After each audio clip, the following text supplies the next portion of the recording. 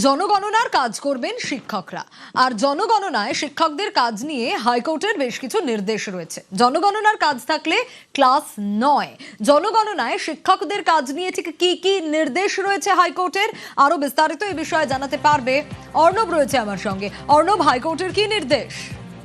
দেখো, 15ই অগস্টের পর থেকে বাড়ি বাড়ি সেন্সাস বা জনগণনা কাজ শুরু হয়েছে এবং এই কাজে সব থেকে বড় অংশের যে মানুষ বা যে সম্প্রদায় বা সরকারি কর্মচারীরা কাজ করেন তারা হচ্ছেন শিক্ষক। সেটা প্রাথমিক, উচ্চ প্রাথমিক, মাধ্যমিক বা উচ্চ মাধ্যমিক স্তরে শিক্ষক বা শিক্ষিকা। তাদের ক্ষেত্রে একাধিক স্কুলের ক্ষেত্রে 4টি নির্দিষ্ট মামলা এসে অভিযোগ এসেছিল যে 4টে, 4:30 পর্যন্ত স্কুল করার পর কখন সেন্সাসের কাজ করবেন শিক্ষক বা শিক্ষিকারা। এই বিষয়টাকে কলকাতা হাইকোর্টে হস্তক্ষেপে মামলা ছিল।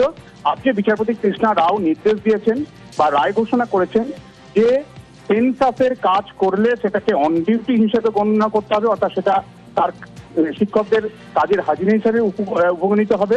পাশাপাশি যদি সেন্সাসের কাজ করেন কোনো শিক্ষক বা শিক্ষিকা, সেদিন তিনি ক্লাস করবেন না, অর্থাৎ যিনি ক্লাস করবেন তিনি সেন্সাসে কাজ করবেন না, বা শিক্ষক বা শিক্ষিকা যিনি সেন্সাসের কাজ করবেন তিনি সেদিন ক্লাসের কাজ করবেন না। এবং এক্ষেত্রে যদি কোনো বিদ্যালয়ের কাছে সেন্সাস কর্তৃপক্ষ শিক্ষক শিক্ষিকাদের চেয়ে পাঠায় এই জনগণনার কাজে তাদের জন্য, সেক্ষেত্রে সংশ্লিষ্ট স্কুলের যিনি প্রধান, হেডমাস্টার বা হেডমিস্ট্রেস বা টিচার ইনচার্জ যিনি রয়েছেন, তিনি এই পুরো বিষয়টা ম্যানেজ করবেন।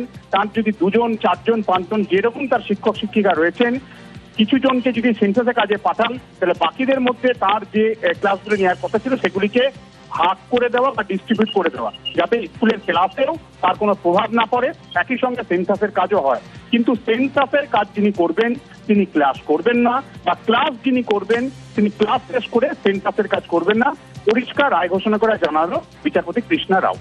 বেশ।